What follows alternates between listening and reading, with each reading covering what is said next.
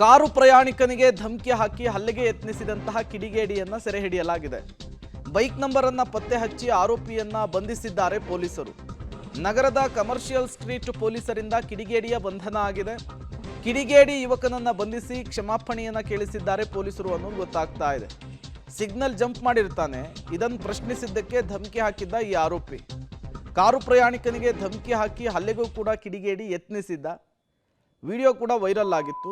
ಇದೇ ವಿಡಿಯೋವನ್ನು ಆಧರಿಸಿ ಈ ಮಹಾನುಭಾವನನ್ನ ಪೊಲೀಸರು ಈಗ ಸೆರೆ ಹಿಡಿದಿದ್ದಾರೆ. ತದನಂತರ ಕ್ಷಮೆ ಕೂಡ ಕೇಳಿಸಿದ್ದಾರೆ ಅನ್ನೋದು ಗೊತ್ತಾಗ್ತಾ ಇದೆ.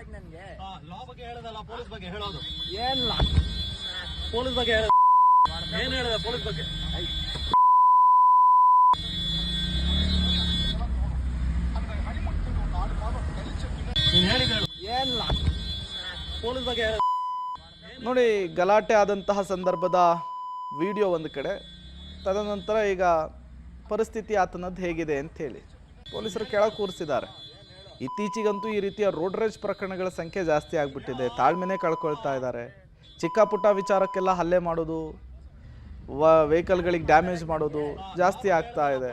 ಇದೇ ರೀತಿ ವ್ಯಕ್ತಿಯೊಬ್ಬ ಧಮಕಿ ಹಾಕಿದ್ದ, ಹಲ್ಲೆಗೂ ಕೂಡ ಯತ್ನ ಮಾಡಿದ್ದ, ಅವಾಚ್ಯ ಶಬ್ದಗಳನ್ನು ಬಳಕೆ ಮಾಡಿದ್ದ, ರಾಂಗ್ ರೂಟ್ನಲ್ಲಿ ಬಂದಿದ್ದನ್ನು ಪ್ರಶ್ನೆ ಮಾಡಿದ್ದಕ್ಕೆ ಈಗ ಪೊಲೀಸರ ಅತಿಥಿಯಾಗಿದ್ದಾನೆ.